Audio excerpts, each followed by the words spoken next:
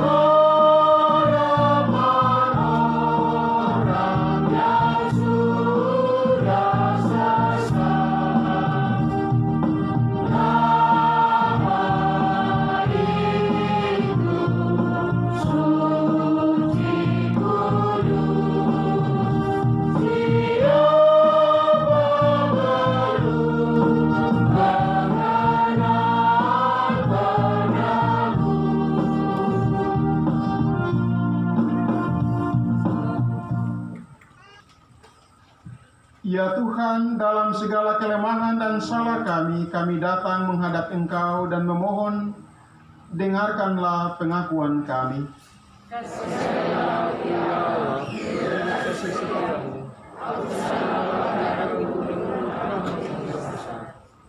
Ya Aba, ya Bapa, dengarkanlah permohonan jemaat-Mu ini.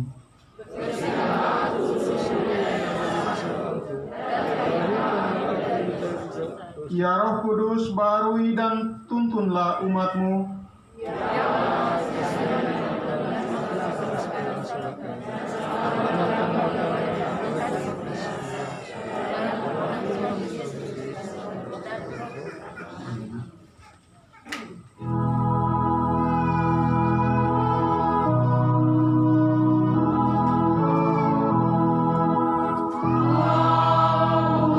Aku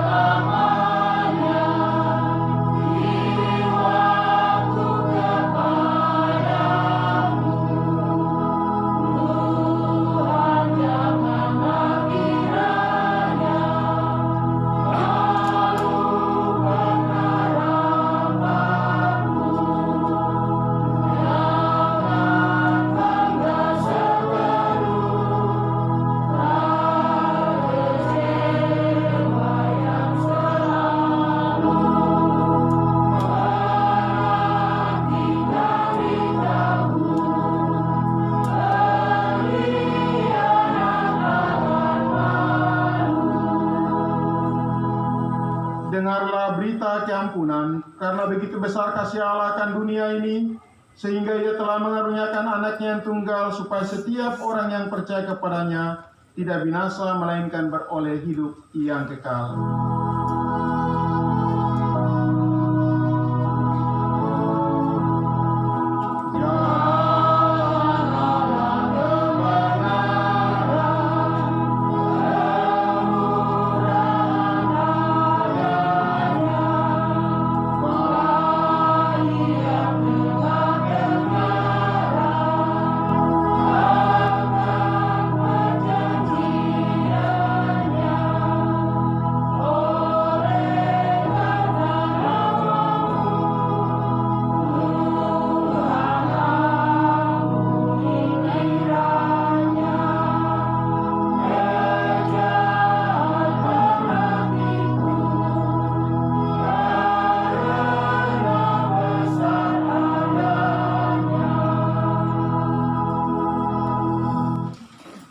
Dengarlah saudara-saudara petunjuk hidup baru.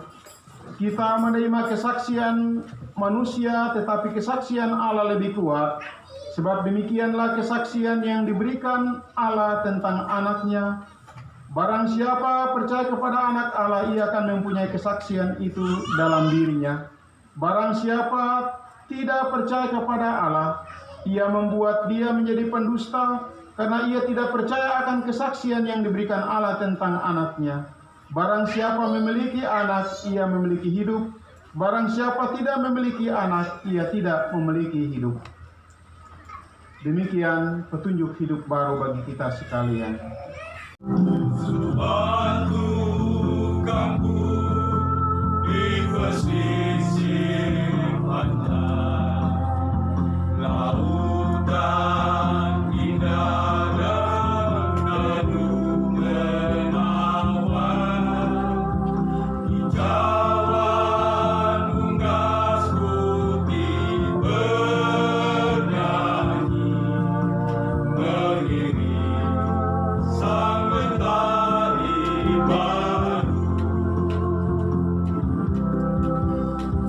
Di depan gereja, di sebuah bukit, terlihat umat berayun perahu, bergegas pergi untuk sembahyang, memuji Tuhan Sang Pencipta. Mendayung perahu, mendayung di pinggir pantai, sambil menyanyi kidung merdu, bernyanyi kidung seruling lemah. Penuhilah panggilan pelayananmu.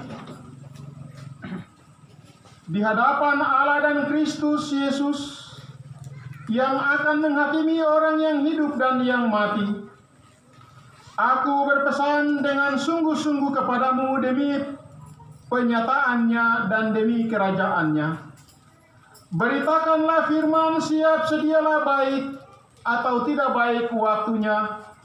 Nyatakanlah apa yang salah, tegurlah dan nasihatilah dengan segala kesabaran dan pengajaran.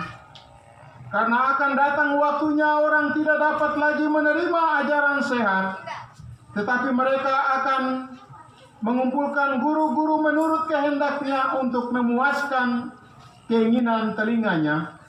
Mereka akan memalingkan telinganya dari kebenaran dan membukanya bagi dongeng. Tetapi kuasailah dirimu dalam segala hal, sabarlah menderita, lakukanlah pekerjaan pemberitaan Injil, dan tunaikanlah tugas pelayananmu. Mengenai diriku, darahku sudah mulai dicurahkan sebagai persembahan Dan saat kematianku sudah dekat, aku telah mengakhiri pertandingan yang baik, aku telah mencapai garis akhir dan aku telah memelihara iman. Sekarang telah tersedia bagiku mahkota kebenaran yang akan dikaruniakan kepadaku oleh Tuhan, Hakim yang adil pada harinya, tetapi bukan hanya kepadaku, melainkan juga kepada semua orang yang merindukan kedatangannya. Demikianlah firman Tuhan. Persekutuan PAM di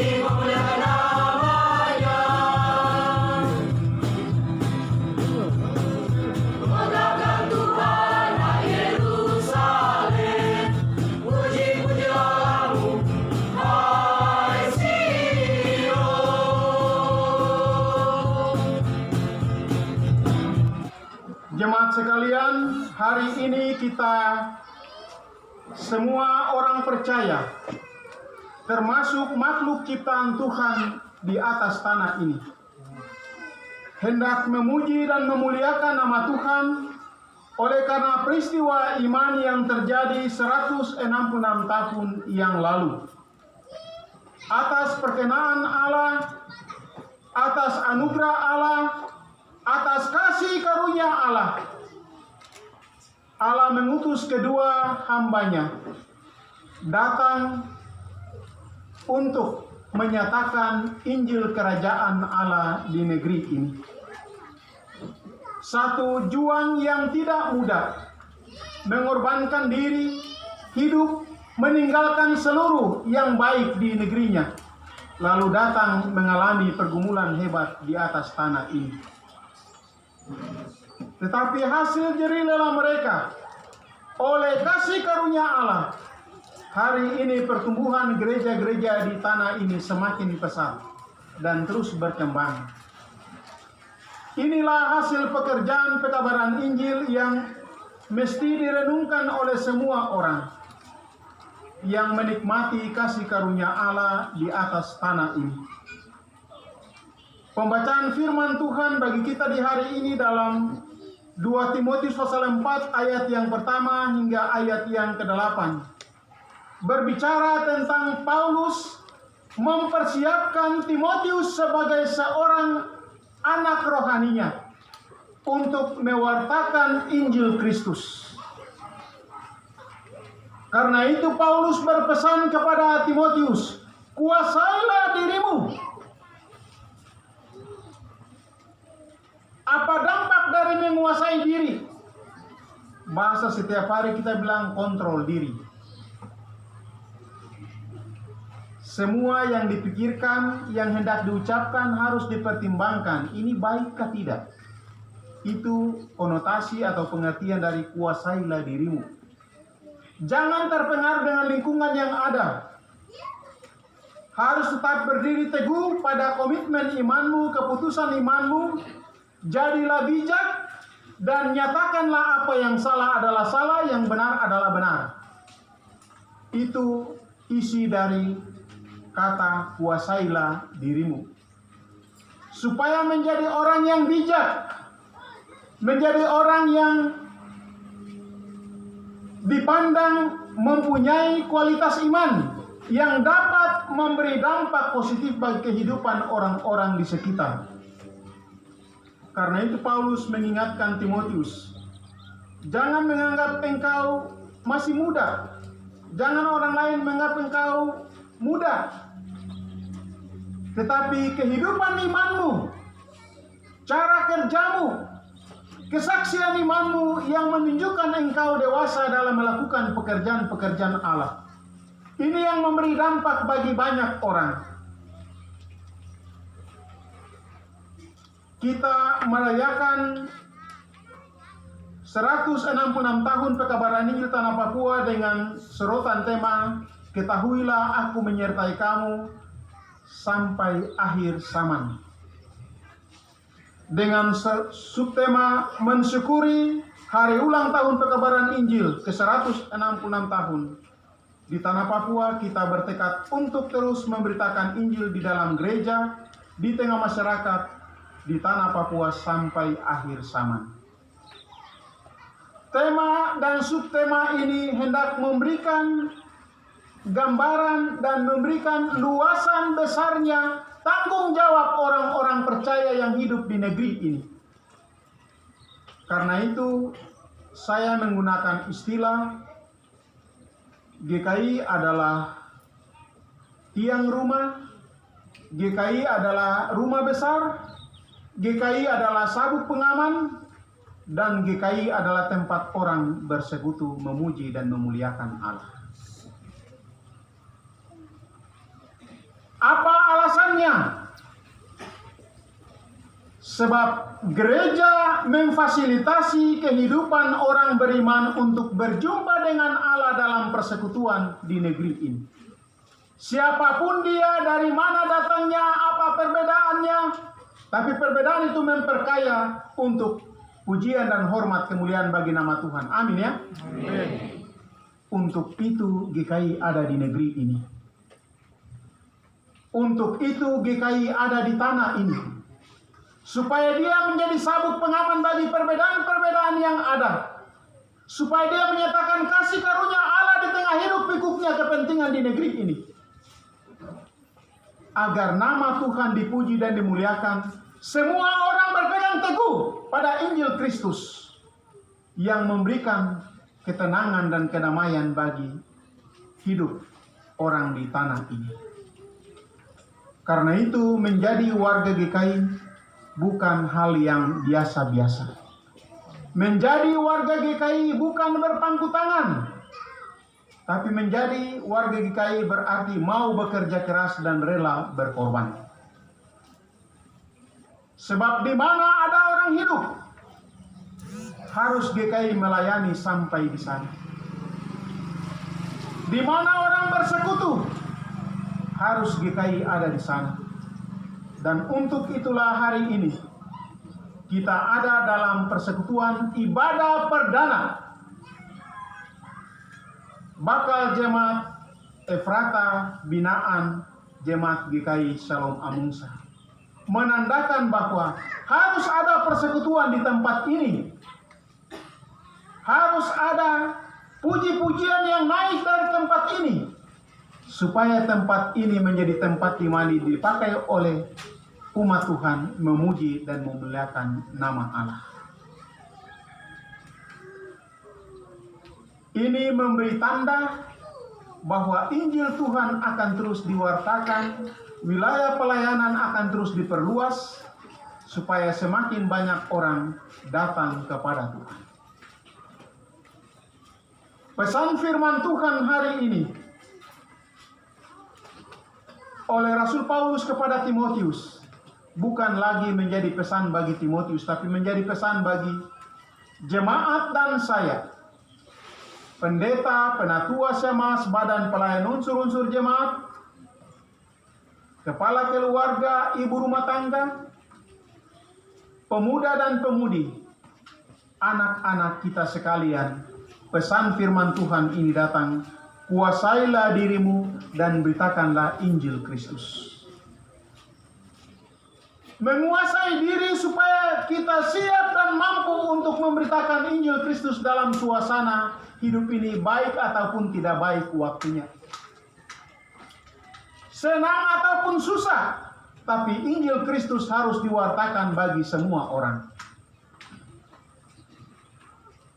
Ini menjadi tugas bagi imamat orang percaya hari kemarin, hari ini, terus kekal sampai Tuhan datang kembali.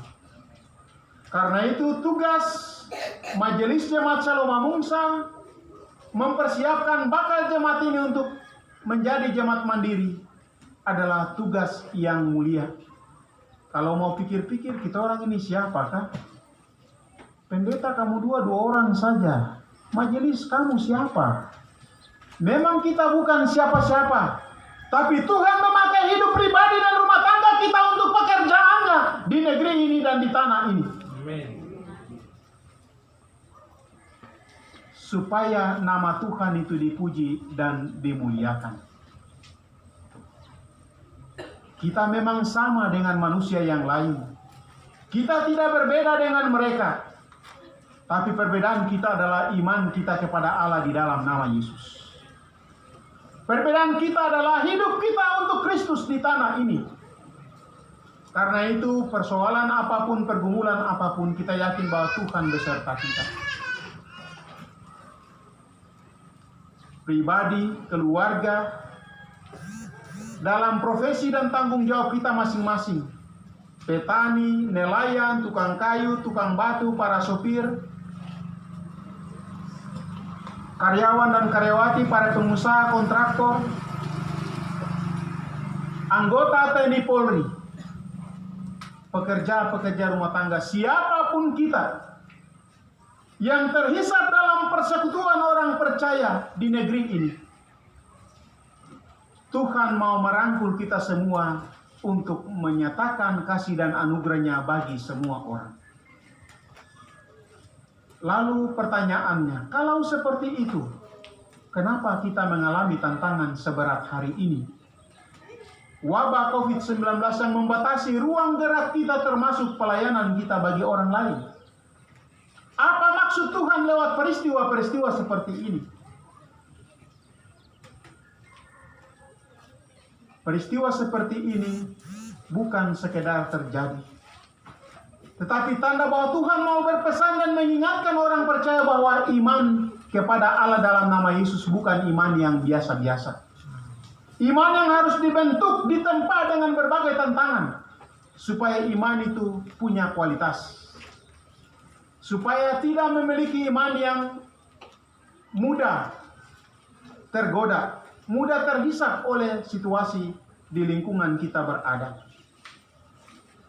Kalau negeri ini diberkati oleh Tuhan, kenapa masalah kemanusiaan di Nduga tidak pernah selesai? Membutuhkan perhatian kita, tanggung jawab kita bagi semua orang di negeri ini.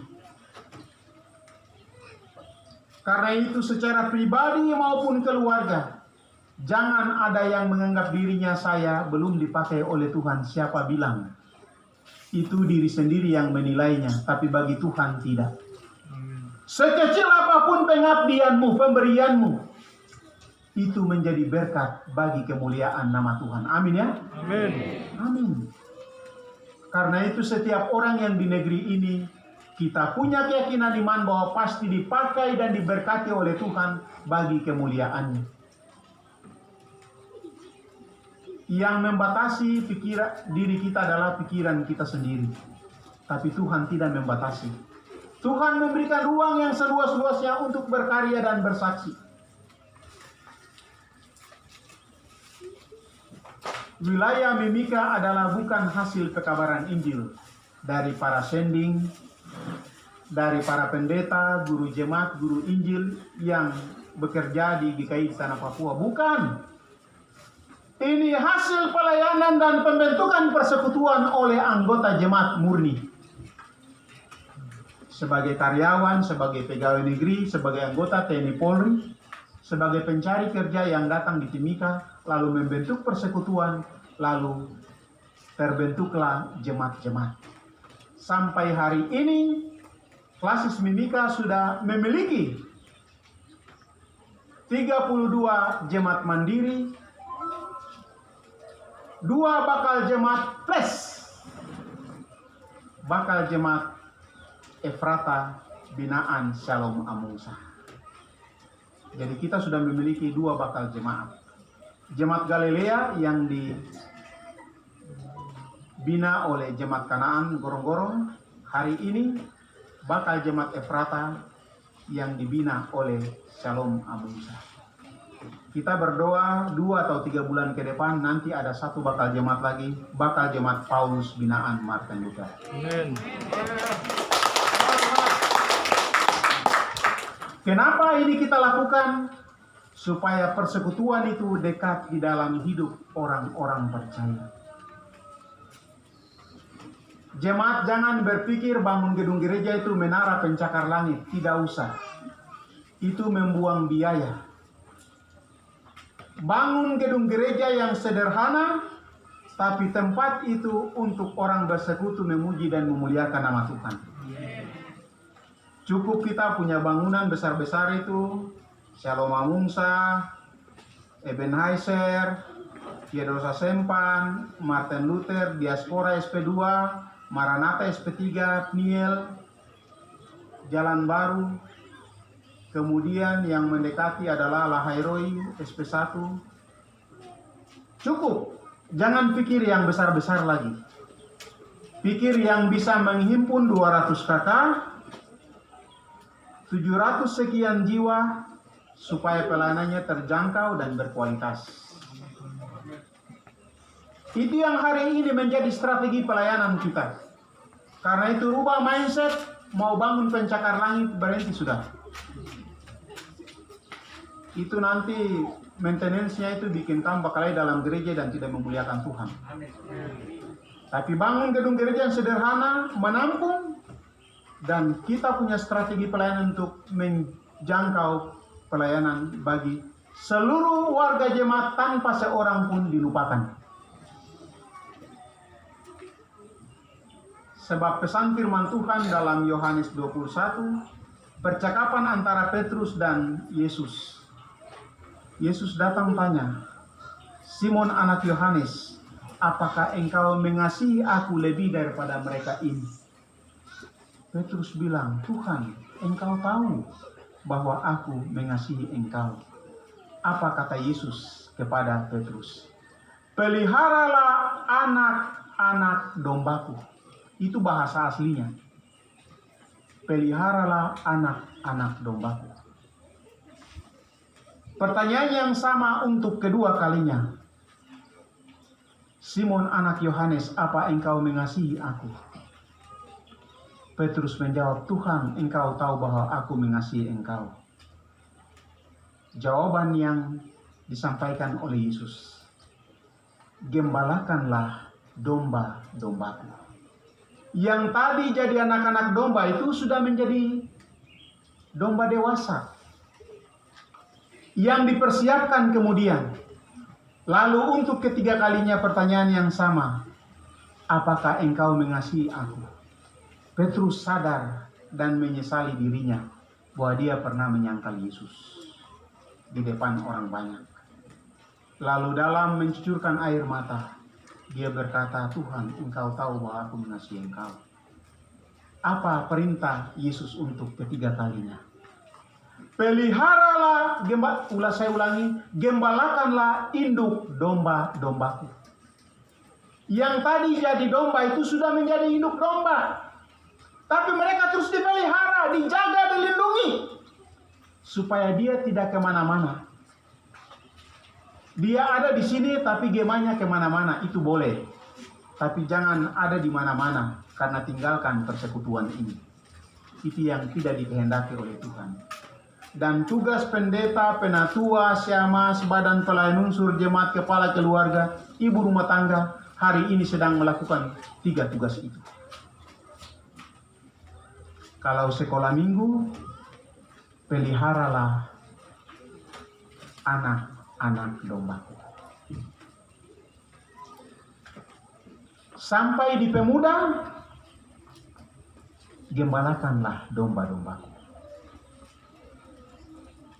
Nanti sudah PKB, PW, peliharalah induk domba-dombaku. Pertanyaannya, hari ini 3 tugas ini kita lagi kerjakan atau tidak? Dalam merayakan 166 tahun pekabaran Injil di tanah Papua. Kita sedang melakukannya. Dan akan terus melakukannya sampai Tuhan datang kembali. Tapi cara melakukannya dalam versi yang berbeda-beda karena konteks pelayanan kita. Jemaat A melakukan seperti ini karena situasi pelayanannya segini. Jemaat B melakukan segini karena situasinya begitu. Tapi tujuannya sama, kita melakukan 3 tugas tadi. Pelihara, menjaga, mengawal, sampai mereka ini dewasa dan menjadi gembala lagi. Anak-anak yang hari ini kita bina, ke depan mereka akan menjadi induk domba seperti kita hari ini dan akan melayani generasi berikut. Amin ya. Amin. Dan itu tugas kita hari ini.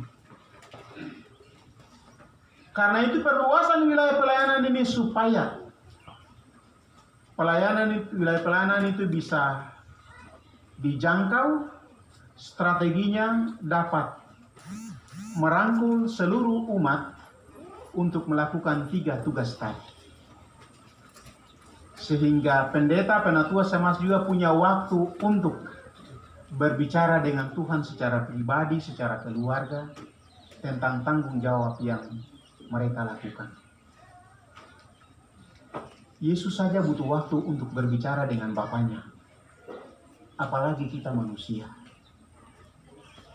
Kita orang ini kasih sampai tong sendiri saudara tahu tong hidup bagaimana begitu.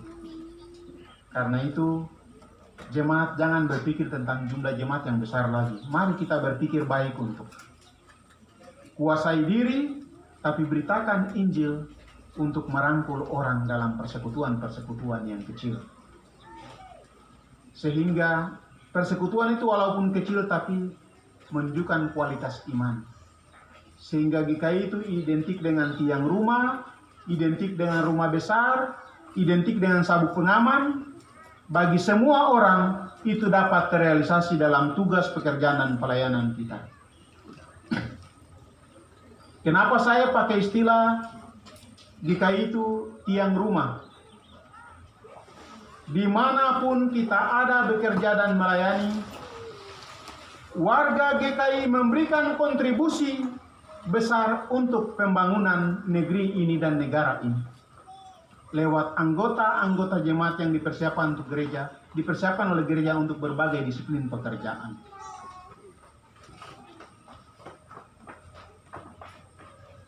Itu tugas gereja.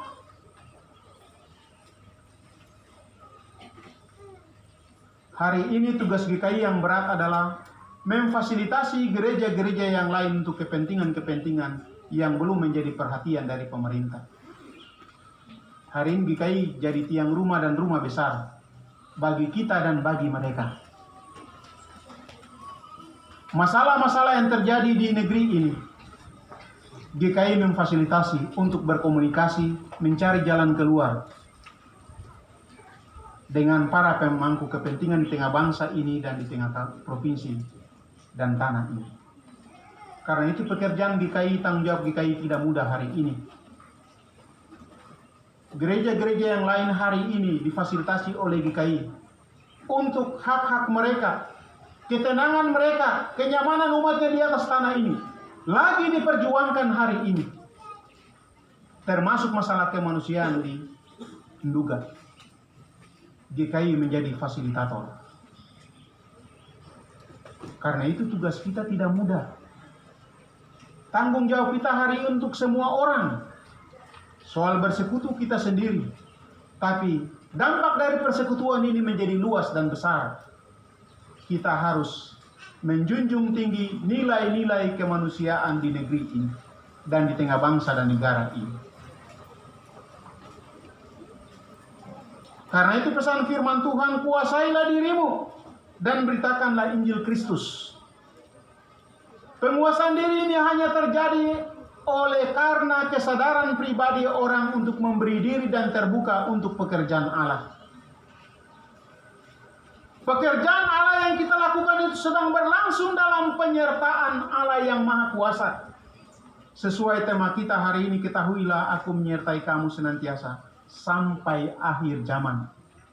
Penyertaan Tuhan itu tanpa memandang anak kecil, pemuda, pemudi, orang tua, tetapi yang mengaku hidupnya dipelihara oleh Allah di dalam Kristus Yesus, dia mendapat penyertaan Tuhan ini dari waktu ke waktu.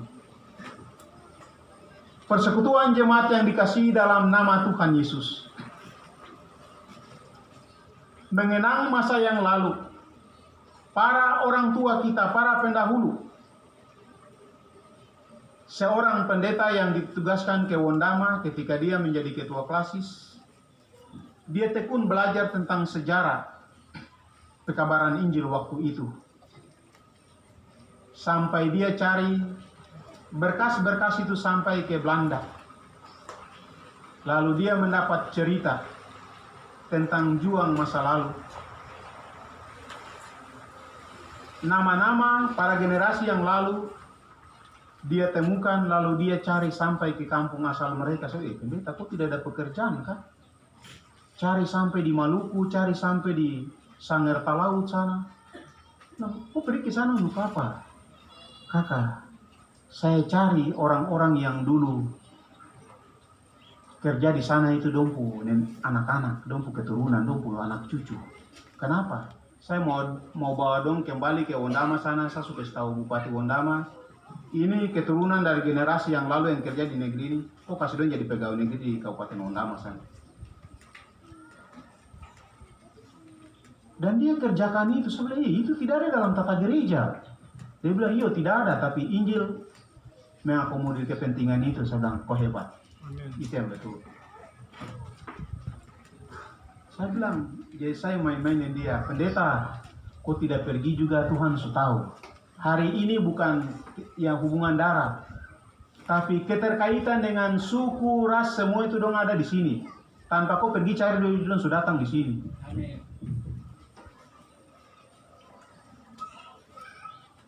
Jadi bilang, kakak pendeta, sebagai tanda terima kasih, saya cari khusus yang punya hubungan darah dengan orang-orang ini. Kita tidak bisa bayar lebih daripada itu. Ini saja yang kita bisa bikin untuk doa. Oh iya, memang ini budaya ini yang kita tidak pernah kaya-kaya itu. Kita hanya kaya dalam nama Yesus saja. Ya. Tapi itu sukacita, itu rasa damai yang pendeta ini mengalaminya. Saya bilang, oh cari sampai di Maluku sana. Itu kok pakai uang mana? Saya suruh bupati fasilitas saya, dia pakai uang negara itu. Nanti KPK tangkap dia, itu pekerjaan Injil ya nanti. Oh yang penting kok tidak bikin susah bupati itu. Dia bilang, ini kan saya tidak pakai main-main tuh, saya datang mencari orang-orang ini. Dia bilang, saya bersyukur karena sampai di Sanger saya masih ketemu orang yang kerja itu walaupun hanya ada di kursi roda. Tapi saya ketemu dia.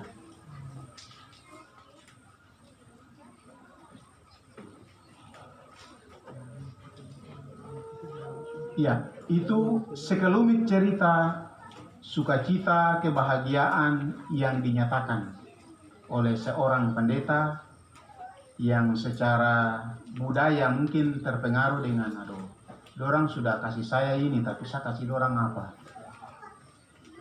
Karena beban ini saja, dia berjuang sampai di sana. Tapi kita percaya bahwa itu pekerjaan Allah yang menyatakan semua. Dan biarlah nama Tuhan dipuji dan dimuliakan. Hari ini tugas kita adalah terus mewartakan Injil Kerajaan Allah. Tahun ini dalam program pelayanan di Kaitan Papua adalah tahun untuk pekabaran Injil dan diakonia. Tetapi dilanjutkan dengan pembinaan warga gereja. Kenapa? Sebab kita masih terus butuh pembinaan. Pekabaran Injil diakonia bergandengan dengan ekubang dan pendidikan. Nanti 2022 itu ekubang dan pendidikan. Tapi kita harus tarik tahun ini sebab tidak bisa jalan sendiri. Harus berjalan sendiri. Bergerak di pekabaran Injil. Konteks mimika berbeda dengan konteks wilayah pelayanan yang lain. Konteks mimika hari ini, pekabaran Injil kita selain di pesisir, tapi juga di perkotaan. Di kota adalah tugas dari urusan pekabaran Injil di tiap-tiap jemaat untuk mencari mereka yang ada di persekutuan kemudian hilang karena situasi. Hilang karena perasaan, hilang karena rasa tidak senang, hilang karena persoalan 1, 2, 3 dan seterusnya. Hari ini kita harus mencari mereka. Karena tugas pekabaran Injil dan pembinaan jemaat tidak bisa lepas. Teori itu singkatnya begini. Pekabaran Injil, tulisan pekabaran Injil pergi cari, sudah masuk di tempat ini, UPJ kok petugas kok bina, hanya cari taruh sini. Yang bina itu kok. Pekerjaannya begitu. Tapi hari ini kalau yang PJ bina itu ada yang hilang lagi, PJ mau kasih tahu, PI kok cariin dulu, ini tidak ada. Kok cari, hari ini tugas kita di situ. Tugas kita untuk yang tadi pagi Bapak Ibu persiapan ke gereja, tapi dia duduk di depan rumah baru tanya, mau ke mana gereja kah? Justru tahu ke gereja baru tanya. Mereka itu yang PI harus cari hari ini. Yang berikut adalah mencari yang kita punya warga jemaat yang dorang punya label itu Okihara, Oki Natal, Oki Tahun. Okihara itu orang Kristen hari raya. Nanti dia muncul itu Desember, akhir tahun, tanggal 1, terus Pasca. Selesai, dihilang lagi, tidak tahu dia kemana. Ini orang Kristen hari raya. Yang kedua itu Oki Natal, orang Kristen Natal. Nanti datang di gereja kalau Natal. Setelah itu tidak tahu di Kristen kah, bukan kah pun tidak tahu. Hari ini PI harus cari. PJ siap untuk bina, tapi PI kok petugas kok cari dulu, kasih keluar dari rumah-rumah itu orang-orang ini.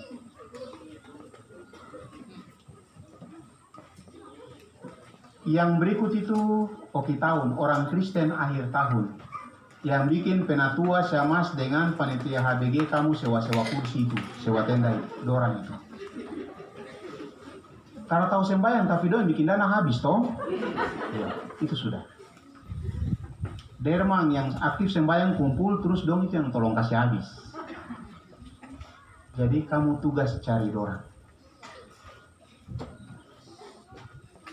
Terus Okitaba, orang Kristen tahun baru. Muncul tanggal 1, setelah itu nanti tanggal 1 tahun berikut baru datang lagi.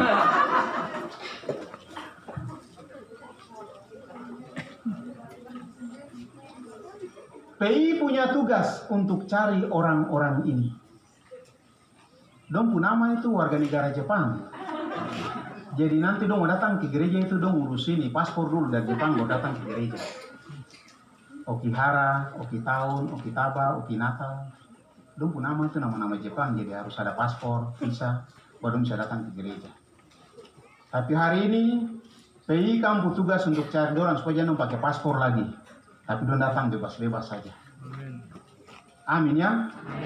Ya, jangan pikir pekabaran Injil yang jauh-jauh suku terasing, tidak. Timika hari ini suku terasing modern ada di depan mata, di samping kiri kanan kita.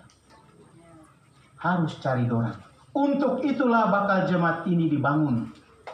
supaya yang arahan saya mau pergi tapi tidak ada uang taksi, jadi uang ojek tidak ada, sampai pergi tapi gereja terlalu jauh. Yo, hari ini gereja sudah dekat.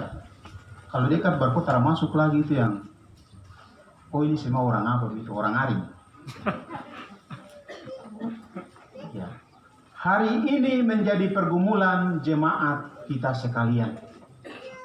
Tapi kalau 166 tahun PKBR Negeri ini hari ini kita rayakan, tanda bahwa masih ada pintu anugerah terbuka bagi kita untuk bekerja, dan masih ada pintu anugerah terbuka untuk mereka yang hilang dibawa kembali. Amin. Ya. Supaya 3 tugas tadi, mulai dari gembalakanlah domba-dombaku, gembalakanlah induk domba-dombaku, itu kita lakukan. Hari ini yang hilang itu bukan anak-anak domba, tapi yang hari ini hilang itu domba-domba dan induk-induk domba yang hilang.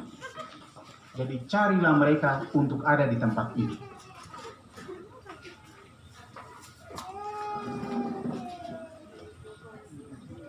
Nanti majelis tidak kunjungi, majelis dong ini pilih-pilih orang.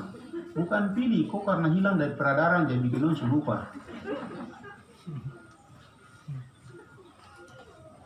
Tapi kalau wilayah pelayanan dipersempit, maka pendeta, penatua, syamasi yang berdiri di mimbar ini diperhatikan. Oh yo, ibu sekretaris urusan PI ini, dia punya tempat duduk ini.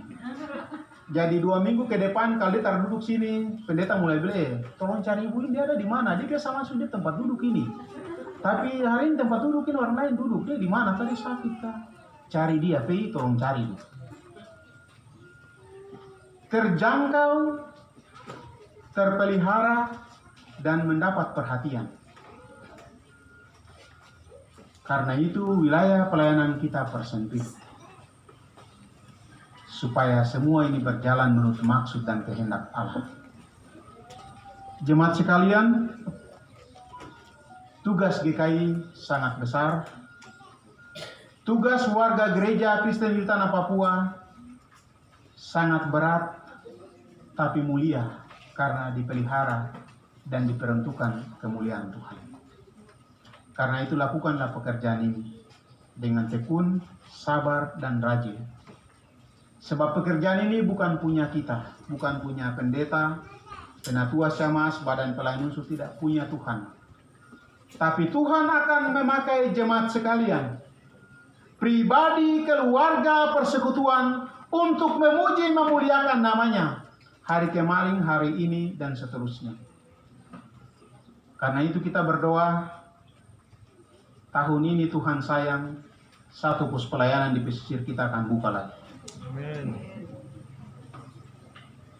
Sebab di mana ada warga GKI, di situ pasti kita buka wilayah pelayanan.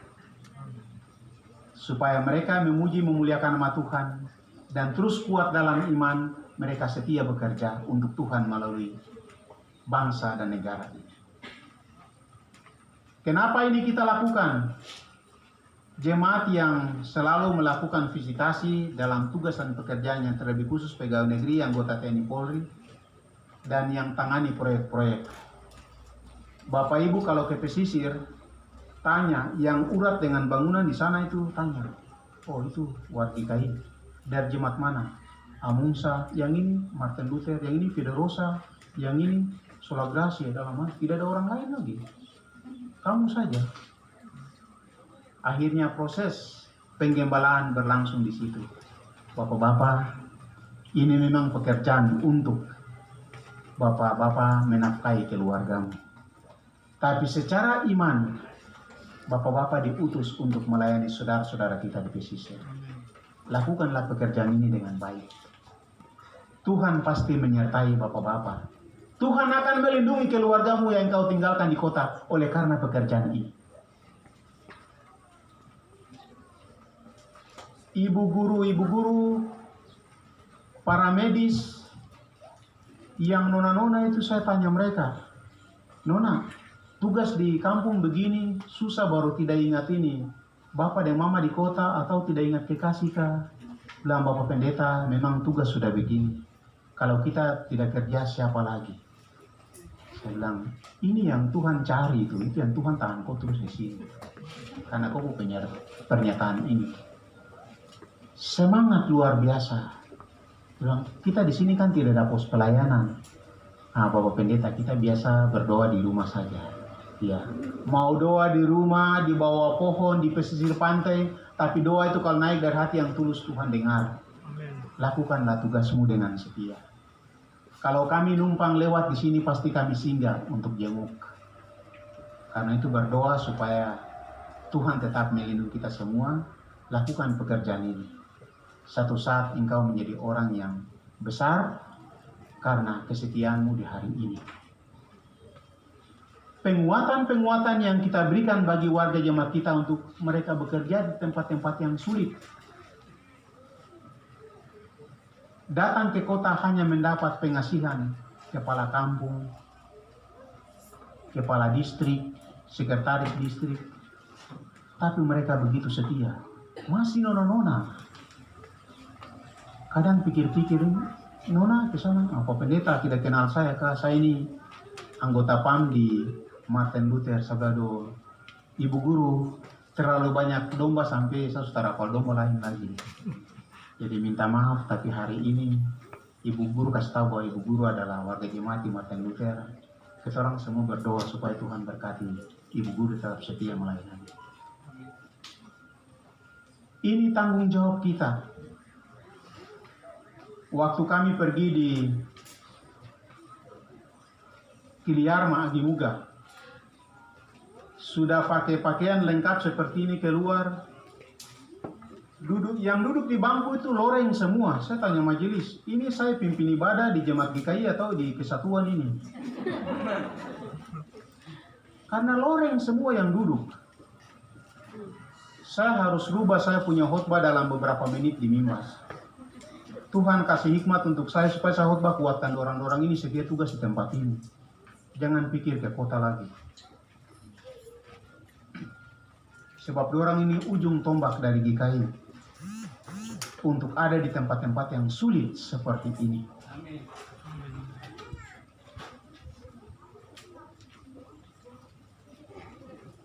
Waktu khotbah, saya berdoa dalam hati, Tuhan, berikan kekuatan, berikan hikmat supaya saya khotbah bagi umat-Mu yang duduk ini dan memberikan kekuatan iman bagi mereka untuk mereka setia tugas di tempat ini. Khotbah yang saya siapkan baik itu tinggal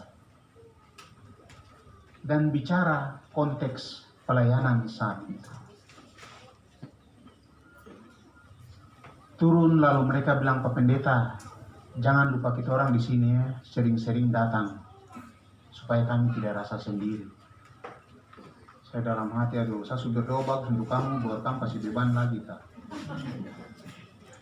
Ya, tapi itu pergumulan mereka di tempat yang sulit.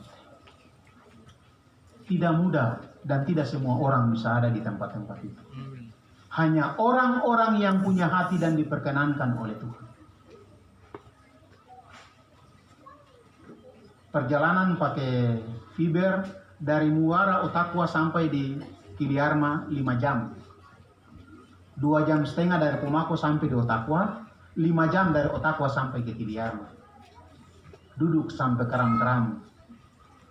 Tapi itu tugas yang harus kita lakukan.